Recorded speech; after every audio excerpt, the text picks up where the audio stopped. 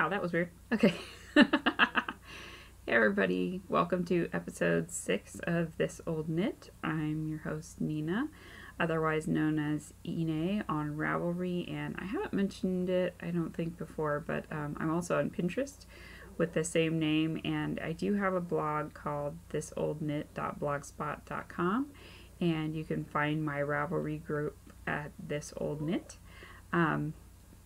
First, I wanted to say thank you to podcasts that have given me a mention. The one I can think of right now is the Yarnder Woman podcast, which is hosted by Melinda. She gave me a very nice shout out in her last episode, and I really appreciate it. Every time that somebody mentions me on their podcast, I notice that I get more subscribers in YouTube and I get more people joining the group. So I really appreciate you guys mentioning me and making sure that I get found.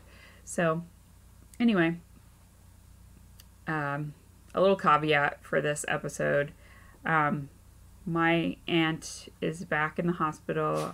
She was just readmitted to the hospital yesterday with some bleeding and stuff. And if you haven't watched episode 1, she was diagnosed with cancer last year. Or no, I'm sorry, it was this year. God, this time's just slipping away from me. It was in, I think, February of this year.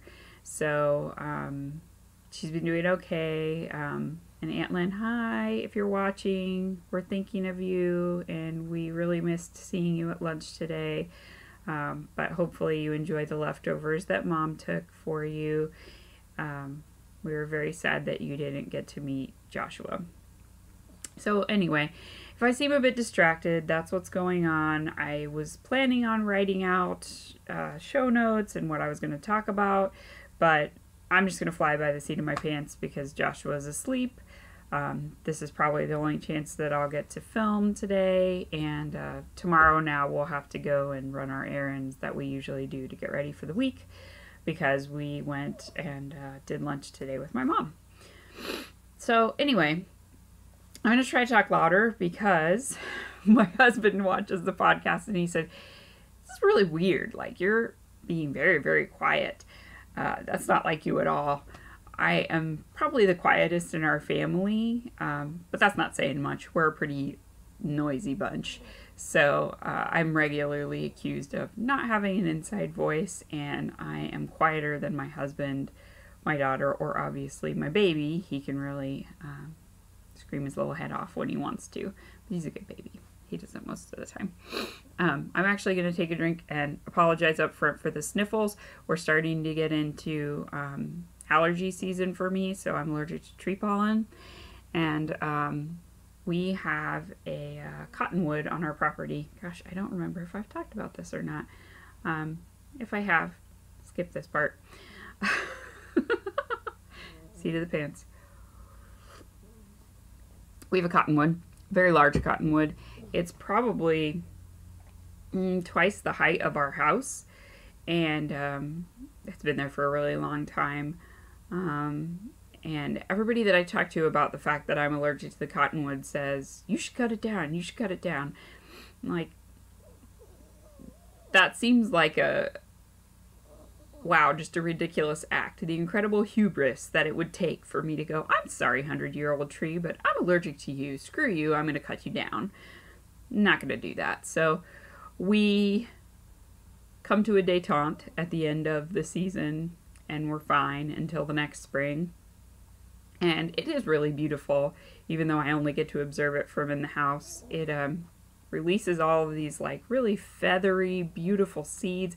It looks like it's snowing, but it's like fairy snow. It just kind of floats and goes all over the place. And Megwin loves it, and she's not allergic, so I just deal with it. I take medication, so probably for the next 3 months, I'll be a little bit sniffly every podcast.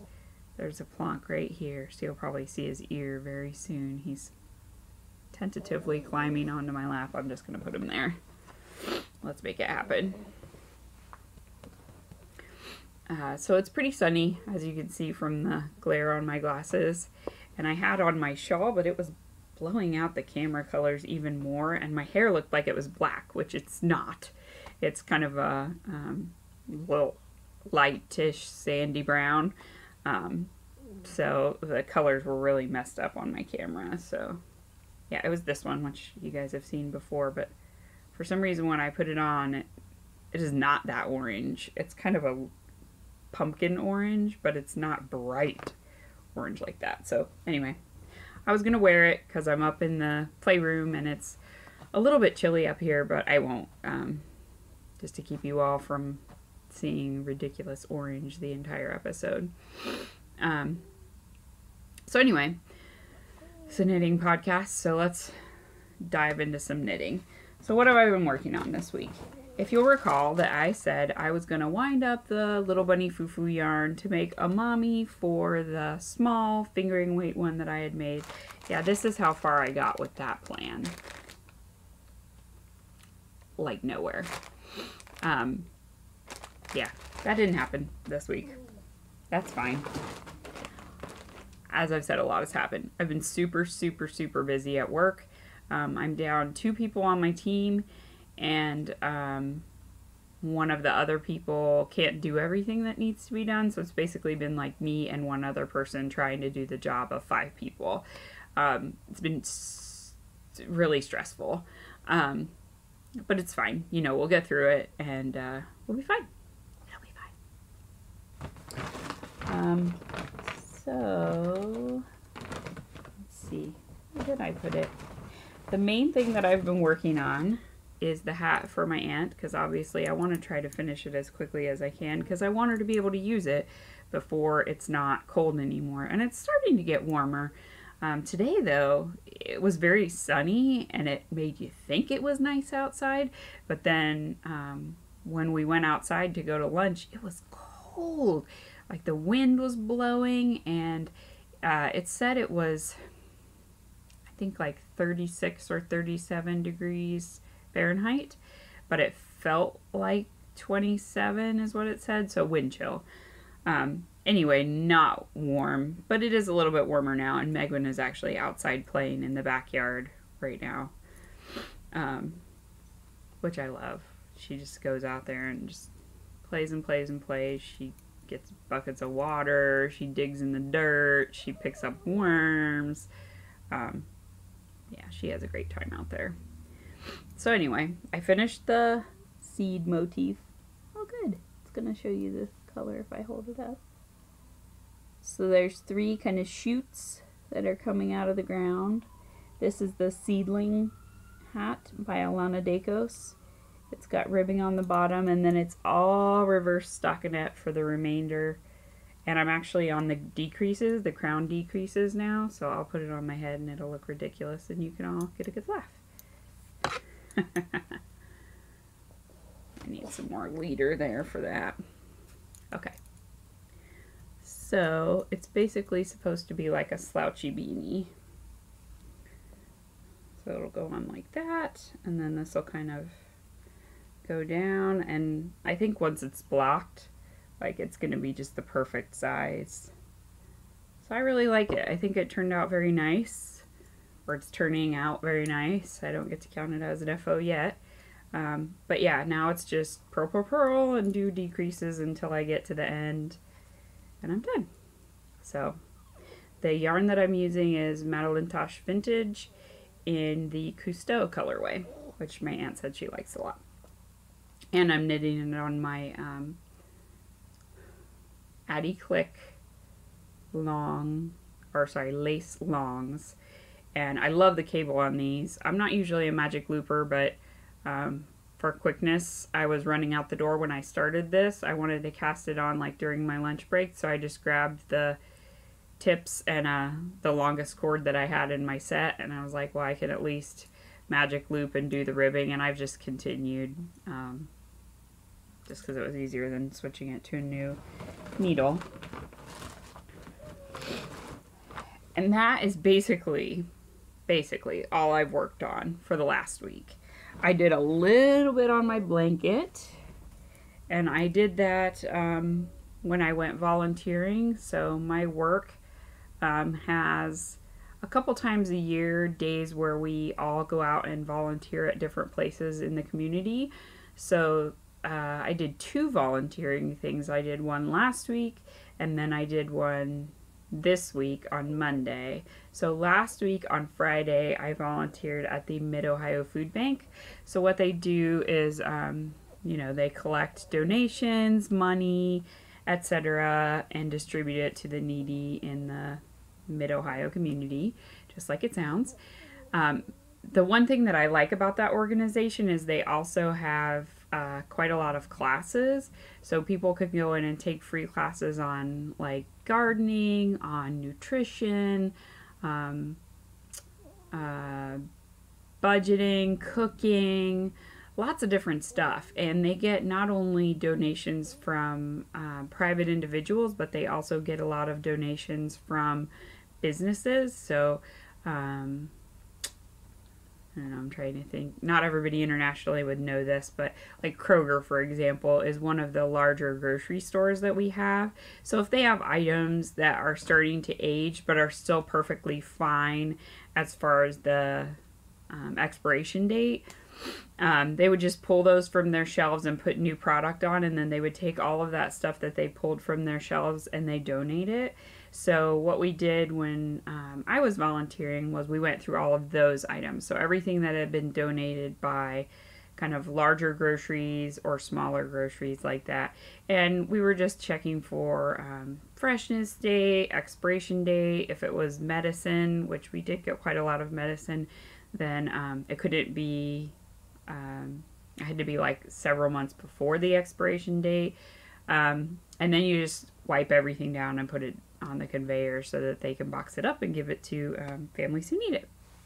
So I had some downtime because they give you a couple of breaks during the day, obviously, because it's a lot of standing and picking up some large items like big, huge cases of water, like bottled water and that kind of stuff. So you do get tired. So anyway, on my breaks, I worked on my blanket, and that's the only time that I've worked on my blanket. But I did remember to put a marker. So from last time that we chatted, or that I chatted at you, I've gone from this marker up to here. So not very much, but you can see it's, I only worked on this for 30 minutes, and I got all of this done, and I was actually finishing up a mitered corner, so I'm starting to now hook back around. I'm kind of halfway through the mitered corner, and then I'll come around again. So it's getting bigger, but I didn't make a lot of progress on this. But hey, I knit almost an entire hat, so. And I've had other stuff going on in my life. So that's what I had there. And then the other volunteering thing, before I forget to talk about it completely, is I went to what's called the Restore for Habitat for Humanity. And I didn't realize that they had these, but most people know Habitat for Humanity goes out and builds houses for people. So they do it kind of all over the world, I think. But the main way that they get all of the money to go and buy those houses is through their restores. So what the restores are is they take donations from individuals, and then also, like, if a property is going to be demolished in the area, the owner can contact the restore and let them know that there's going to be a demolish, and they'll send people out and they'll reclaim everything that they can to be able to sell in the store. So they had like countertops, sinks, lumber, down to like bolts and nuts and screws. I heard Megan. Give me 1 second. Okay. Seems like she's all right. So anyway, they have everything from like nuts and screws all the way to, they had records and record players. They had cassette tapes and VHS tapes, lots of small appliances, so like coffee makers, juicers, all of that stuff. They had windows and doors and it was really cool. It was a really cool store, but chaotic, very, very chaotic. So they said, you know, you kind of, but anybody from the community can come in, which I had thought it was, okay, they build a house and then people come into the restore and they get a certain amount of like money to buy things to put in the house, but that's not the case. This is for anybody to go to, and you can buy stuff at a very, very discounted price. So if you're in the market for doing things in your home, I would suggest you check them out. I didn't know they were around, but they said they have them all over the country, and then you would be also, you know, your money would be going to something good. And I'm all about reusing stuff whenever you can. Oftentimes I think you get better quality stuff with the older stuff, at least where construction materials are concerned. So anyway, that was the restore from Habitat for Humanity, and that's where I volunteered on Monday. Sorry, this nose thing. So anyway, what else have I worked on? So as we were driving to lunch, I worked just a little bit on a Hexipuff for my beekeeper's quilt. So I'm about halfway through this one, and it's just a little blue one. I work all of them on size 4 needles, and it's from the mini from Melinda, who's Yarnder Woman. Yeah, I don't know. Like I said before, this is the knitting that I turn to when I need, I guess, comfort knitting. I think of it as that. And so I thought it would be nice to use a mini from one of my online friends. Just because it seemed nice. And blue is a nice, bright, happy color. And that's what I need right now. So I think next I might work on this one, because I've been wanting to knit that one for a while. This is the mint chocolate chip tweed sock yarn. I think it's the Scruffy Gnome base from Gnome Makers, and I got it last year in the Summer Treats mini skein bundle. I've knit my way through quite a few of those, but I have a couple left, so that's one of the ones I have left still. And then, sorry, I picked up my Halloween cross stitch and worked on that a little bit as well. And I didn't, again, get a ton done, but here's a little bit that I got done. You can kind of see it. You can see it better on there, actually, than you can on the fabric. So I started working this green part, which is going to say bakery. So my idea is that I want to finish this bakery part. I tried to organize stuff this week. When I get stressed, I tend to clean a lot and organize a lot. I'm sure it's because, like, it's a way of kind of getting, sorry, I'm not falling through, of getting back control, right? Because you can't control all of the stuff that happens in the world, things that happen to you or to the ones that you love. There's only so much you can do, but I can control my environment. I can control how organized my things are. So I usually like try to keep my desk very clean. I try to keep my notes at work very clear so that I'm not adding to my stress. And I just have what I can't change is what my stress is. Because there's no reason to make stress for yourself, right? So I organized all my patterns, and that's when I found the Halloween Town pattern. I had been missing the chart, like the color key, so I couldn't really work on it other than the symbols, obviously, that I know, which there are some that are super obvious, like that limey green. There's no other thread that's that color, and there's not that many colors in that pattern. I think there's maybe 7 or 8, so it's not that hard to piece together. But one of the things I did is I put all of these patterns into a binder. Oops, that's a chart. Don't want to show that. But you've seen some of these. Other ones you haven't seen. There's my Bonbon, for example. My Penny Candy Tea. Just stuff that I've kind of had sitting on my desk in this pile for months and months. A lot of people on the Itty Bitty Knits group bought me patterns. Gosh, I gotta stop showing that chart. Sorry, Frosted Pumpkin Stitchery. My brain today. A lot of people got me patterns for my birthday, which is in January. And I had them all in a pile, but I didn't have page protectors. I had run out of page protectors to put them into a binder. So I finally went and got a big thing of page protectors at Staples and kind of set to with putting my patterns in order. So now I have everything from my birthday and kind of everything I've bought probably over the last year is in that binder. And putting them all together is also a very sobering insight into just the wealth of patterns that I have, because I have several other binders like this. Now, many of them are full of like patterns that were free at whatever point. So if something is free and I think I'm going to knit it, I print it.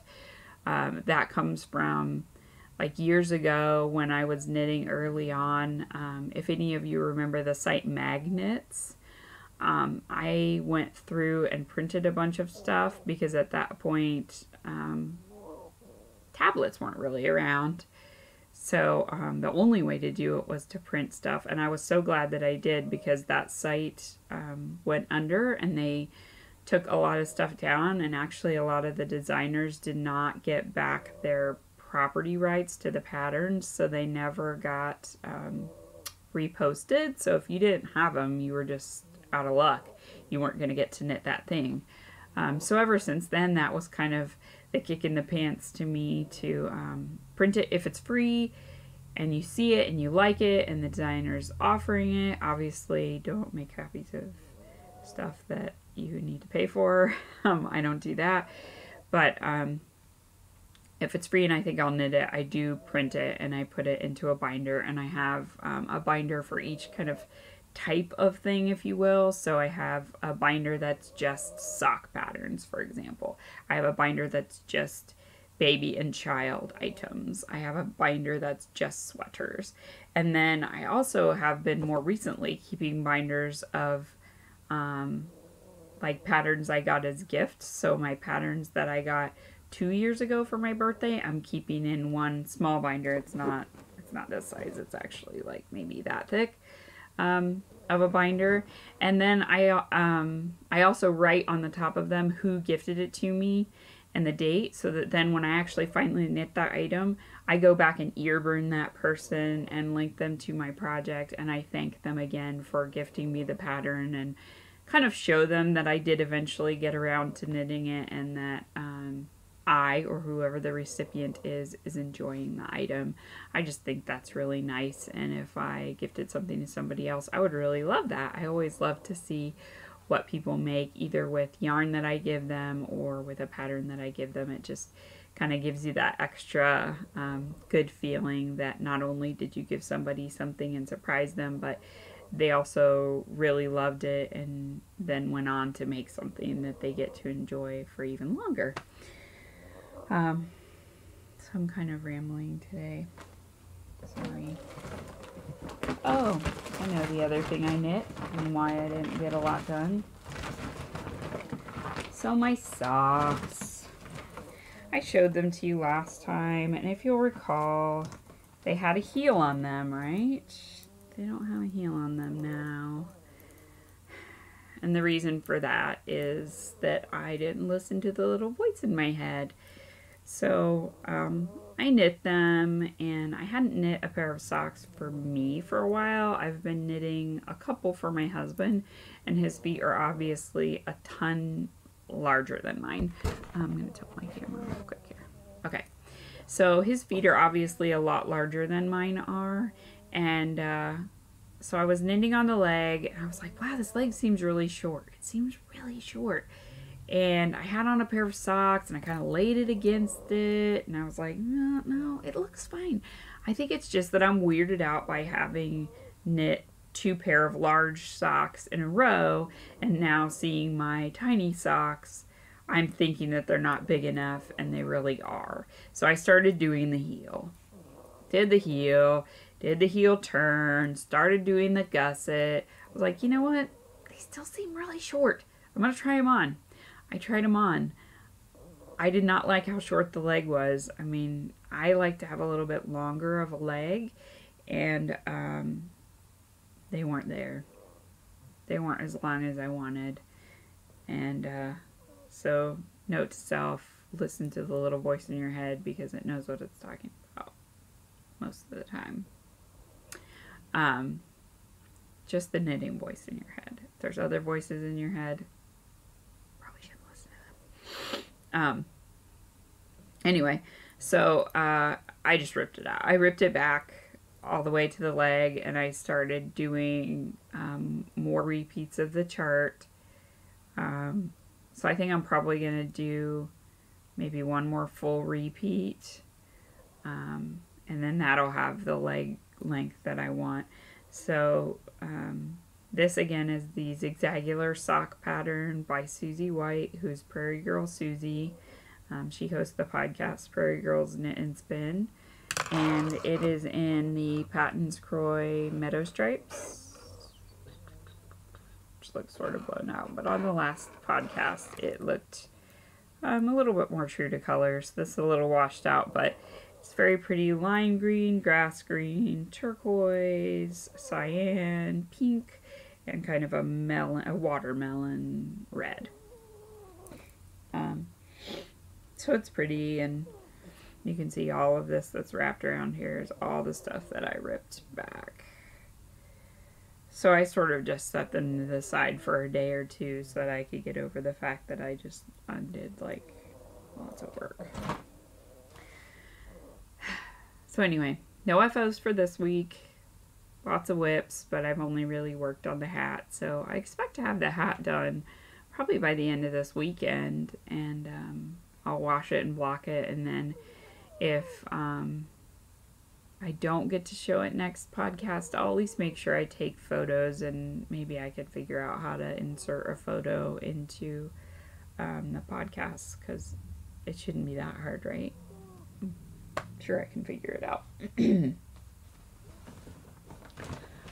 So anyway, I'm probably not going to cast anything new on for a while, but last time I had mentioned the Wee Wildflower or the Little Honey pattern were the ones I wanted to do, because I'd like to do a sweater for Meg when she starts school in the fall, and I want her to have a couple of good sweaters because she doesn't always have the best luck with getting her coat on by herself, and I'm worried that with a teacher having lots of kids in the classroom that they're not going to have the time to give her to help her get her coat on and stuff, so she just won't wear it at all.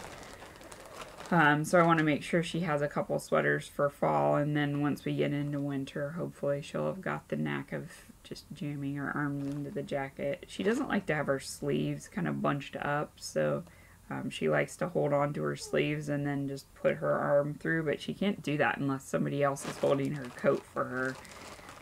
So I think she's just going to have to get used to bunched up sleeves, or she's going to have to figure out how to put her own arm through, which is what I do when I put my coat on. So clearly I must have learned at some point in my life. Let me take this out of the bag because you'll be able to see it better. So for the Little Honey pattern, I actually have some yarn that I wanted to use for it. So it's these two. So it's a striped pullover, and it has some little pockets down at the kind of waistline, and then it's a 3/4 sleeve, or you could knit it to a full sleeve if you wanted to. So this is the special edition Scruffy Gnome Gnome Acres yarn in the strawberries colorway. She did this for Valentine's Day. She did it this year too, but she did it last year. So I got this last year. I intended to make socks for myself, but I didn't yet. The color is actually better back here. So it's sort of a raspberry tweed with the cream, tan, and black flecks, which is kind of the tweed that I like better. I do have some of the tweed with like the rainbowy flecks, and it can be pretty as well. But for like a garment, I think the neutrals are, I don't know, I like them. I think they're really pretty and kind of understated, but still very beautiful. And then this other one is also a tweed yarn as well, the same base. It seems a little bit finer than the strawberries, so maybe that's why that kind of limited edition one, she might have gotten a little bit beefier of a base. I think they'll be fine together, though. There might be a little bit of texture to the pullover, but that's okay. It's for a 5-year-old, but she didn't care. And this one is the colorway that she did for Christmas, and it's called Cookies. So it's just what you would think of, like a very light taupey brown with kind of some toasted colors of brown in it as well. And it also has the cream and tan and black tweed flecks. So I think that'll be really pretty. So I'm kind of going back and forth between this one and the Wee Wildflower. I think I'll knit both of them eventually, but since I already have the yarn for this one and it's all caked up and it's so squishy, I'll probably do this one first. And it's also one that I think she could wear in the spring and kind of into the winter.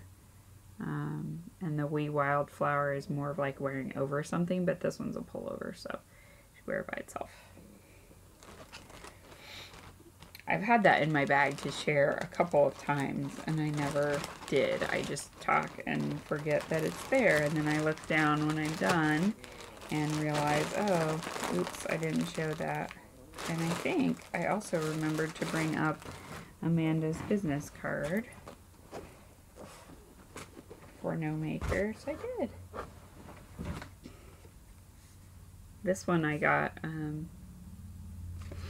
when I bought something when she was having her birthday update for the Gnome Acres shop birthday. So here's the URL, and she doesn't use this logo as much anymore, but I really liked this one with the gnome on the tractor. I thought it was adorable. And she does send a temporary tattoo in every package, and Megwin knows that now, so as soon as like I get any package of yarn, she's like, where's the tattoo? Where's the tattoo? So the tattoo is that logo, and she really likes it. So Amanda, she loves your little temporary tattoos. She goes crazy over those things. And I think that is all I had as far as knitting goes. Kind of more general stuff.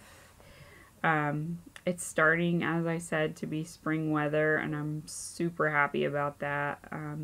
I love winter, and I like the snow. I like being able to bundle up and wear all my hand knits, obviously. I call it hot chocolate season because at night I like to have a cup of hot chocolate. After I get home from work, it's kind of my my treat to myself. It's my relaxing thing. And but I'm ready for hot chocolate season to be over.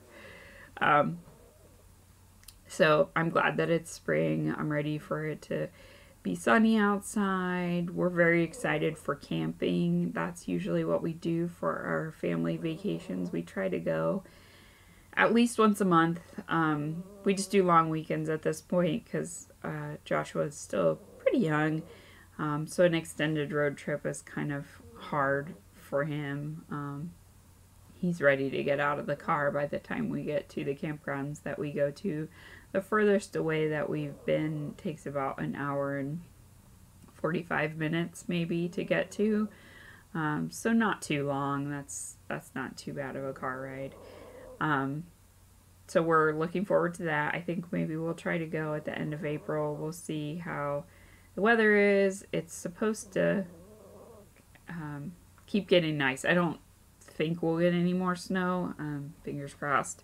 But we'll see. Never count that out in Ohio. But here is a sign of spring in my backyard. We have wild daffodils that grow back by our creek.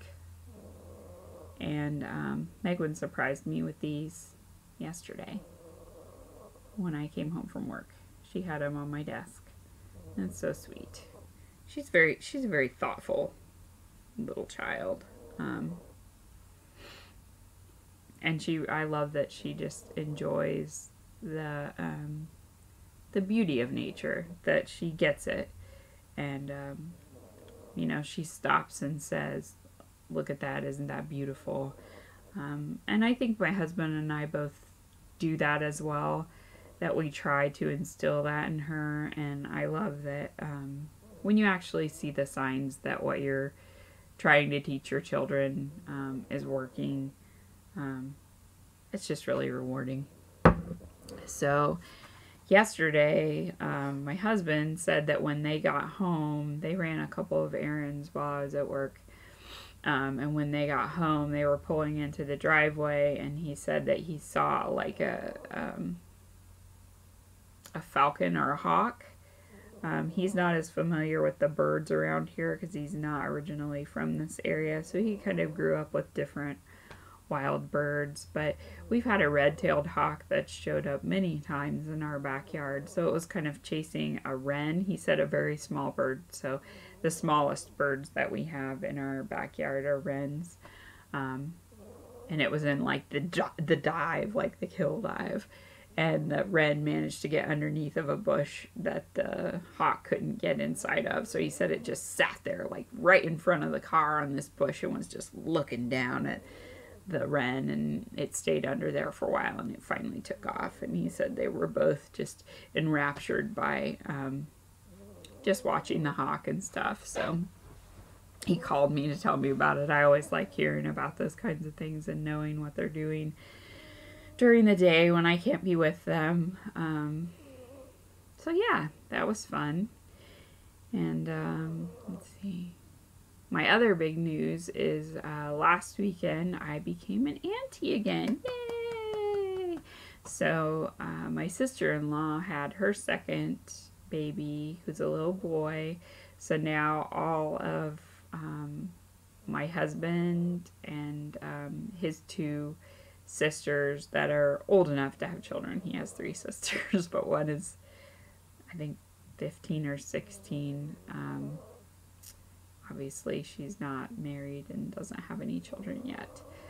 But the other 2, we all had boys within pretty rapid succession, and one of his sisters also has a girl, and she had her, I think, 2 years after Megwin. So it's been nice because we've been able to pass stuff down. So this is the last boy that was due out of our batch. So we've been, as Joshua grows out of things, we pass them on to Amy, who then is passing them on to Josie. So it's really nice that we get to keep stuff in the family. And I think we're going to try to video chat with them later on today or maybe tomorrow, which we're pretty excited about because we haven't seen the baby other than obviously like the hospital picture, which I don't know. I don't think newborns really look like humans. They're kind of some weird gnome or fey creature almost. After a couple of days, I think they start to look a little bit more normal, but I think those first pictures, like, you don't really get a good feel for what the baby actually looks like because they've been through a rough time. I mean, labor's hard on both ends of that, right? It's hard for the mom, but it's also hard for the babies getting squished and pushed out into this crazy, cold, bright world. So it'll be good to see him for the first time. And Megwin loves talking to her grandparents over the internet. We usually do like a Google Hangout or something. And it's so cool. Like, if you think about it, none of this stuff was around when I was growing up.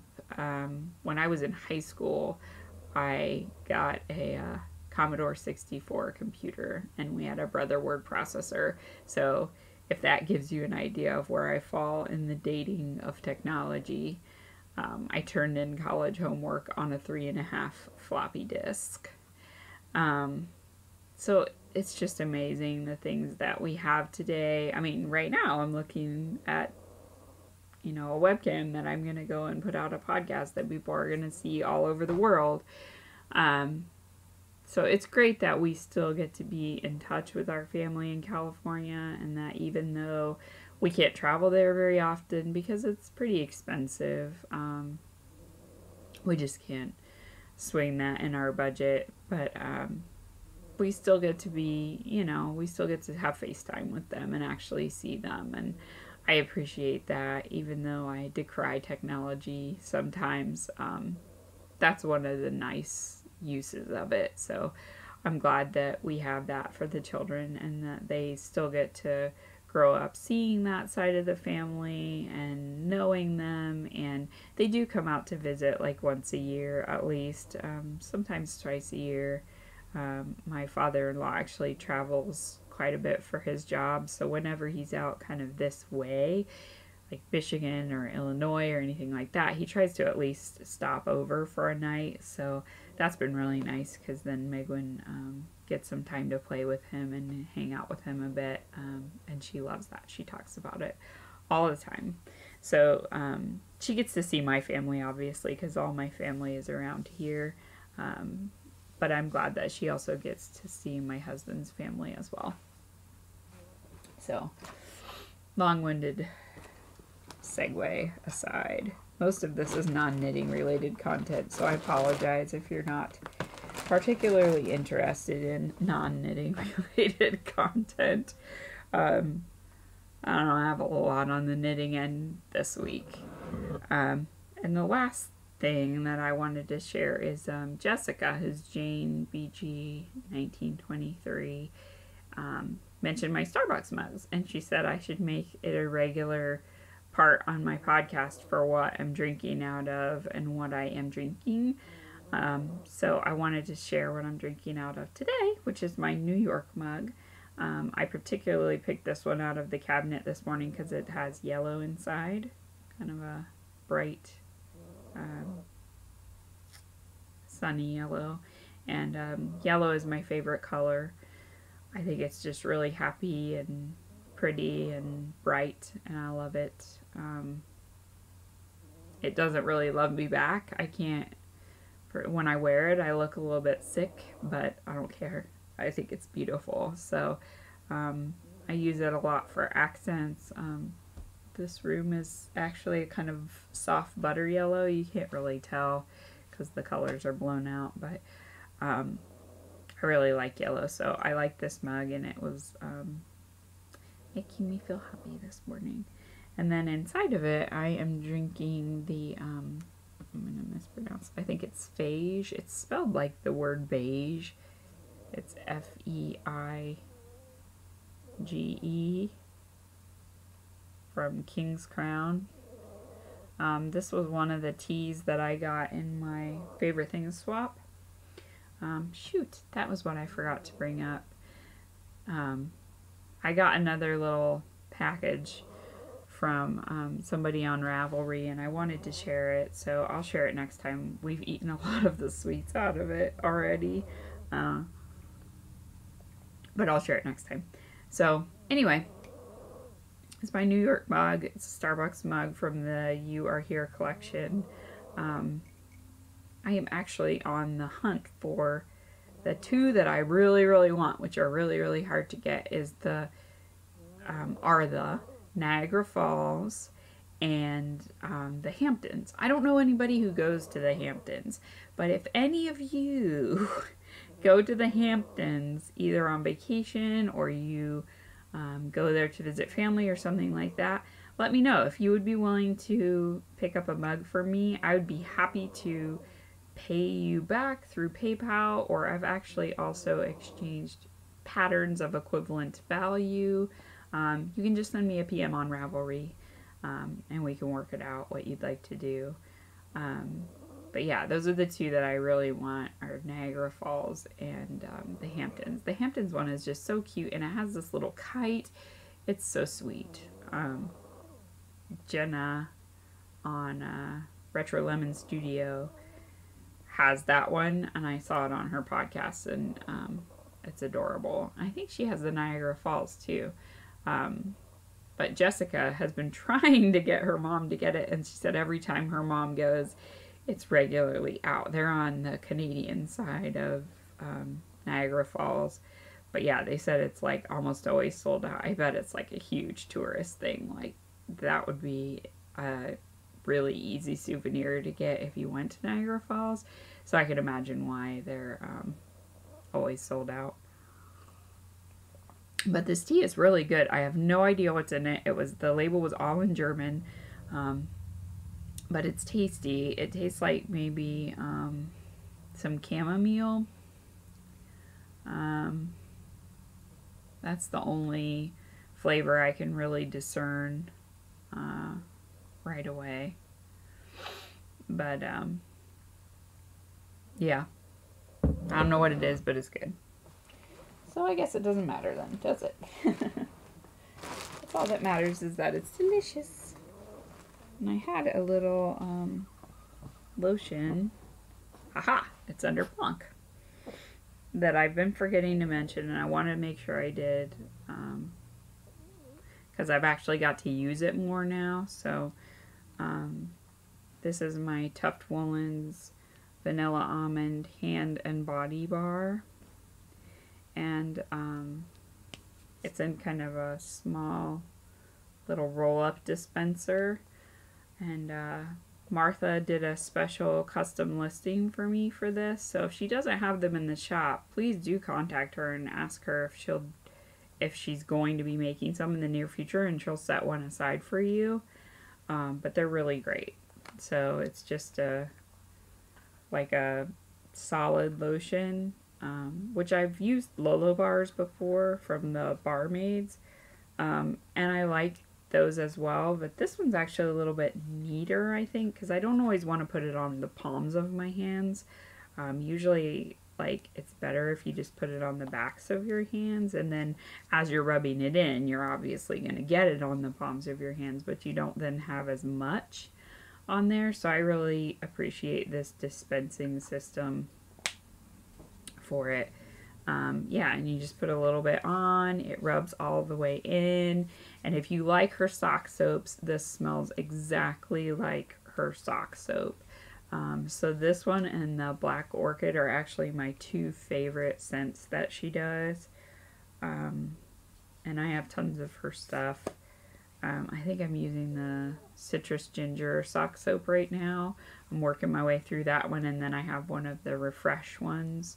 And then when I break into that second bar, that's usually when I go back onto her website and I order another one, because I always like to keep one in reserve. And then that way, either if I want to give a gift to somebody last minute, like I gave one to my mom, just because she was over here, and I just wanted to give her something. So I gave her the vanilla almond one, and she really likes it. And I think they would be a nice thing just to keep around to give to somebody if you wanted kind of a last minute gift. Because I also use them not only for my knitting, but I use them for kind of my delicate hand washables. So I have like some shirts that can't be washed in the washer. They have kind of a lot of rayon content in them. And that stuff works just as well on the ones that are the like rayon content as on the hand knit stuff. So it doesn't even have to be a knitter. You could give it to somebody who just has a lot of delicates. I use it on like my bras, yeah, that kind of stuff. Just things that you would want to hand wash instead of machine wash. It works really, really nicely. So yeah, spread the love. Doesn't just have to be knitters. We all can enjoy a little good hand wash that smells good. Yeah, so that's that. Very, very good, and I highly recommend it.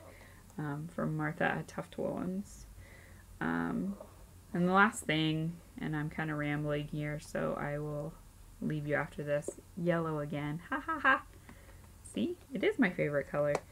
This is my Namaste Buddy case, and I take this with me all the time. This and my Yarn Pop bag are the two main knitting items that I always have with me. And inside of here I have lots of stuff. So it's magnetic on the top, and then there's actually a little lift out part here so you can keep things underneath that would be safe and they're not going to fall off of that part. So I actually usually keep a little bit of money in there. Now you all know my secret, where my secret stash of money is. The whole 11 cents that's in there. You too could be this rich. But stitch markers that are really small like this, they don't necessarily stick because they're not, I don't know if they just don't have as much metal content or what, but I usually put them in there. There's like a safety pin in there. And then I've got like my my key for my Knit Picks interchangeables. I don't use those as often anymore now that I have my Addi Clicks, but I do use them if I want to do two circulars of the same size, because I have one set of tips for them and one set of tips for my Addis. And then I've got little stork scissors in there. My small crochet hook. This is the one that I use for closing up all of my hexapuffs, because I do on the top there's a gosh, I forget what it's called. It's like a crocheted bind off. It's kind of like a 3-needle bind off where you would knit 2 together front to back, knit 2 together front to back, and then pull the one loop through the other loop, but you're doing it with a crochet hook instead. It's a little bit less fiddly, I think. So this is a size 5 1.9 millimeter crochet hook, so it's pretty small, pretty short, compact, and it actually fits in here, so that lives in there as well. A little bit of black embroidery floss for if you need to do like eyes on a toy or something like that. And then there's all my darning needles. I also have cross stitch needles on here, and I've got hand sewing needles, so I'm prepared for any needle situation, I guess. And so over the last day, I've been doing some repairs with hand sewing to our cloth diapers. So we cloth diapered Megwin, and we're cloth diapering Joshua. We use the Bum Genius one size diapers. They're the ones that you can size up with the different snaps, and then they've got Velcro closure. But the leg elastics were starting to wear out, and I had bought repair kits when we found out that we were gonna have a second child, and I just never got around to doing it.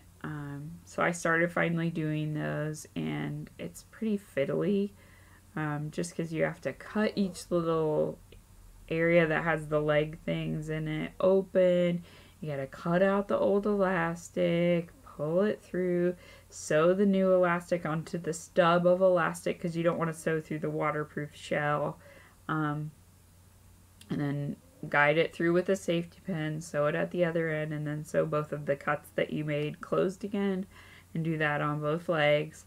But it has made a huge difference, and it was only $1 for each repair kit, and the repair kit came with the 2 tabs, 2 laundry tabs, the back elastic, and the 2 leg elastics that were already pre-cut to the right size, and a little instruction on how to fix everything.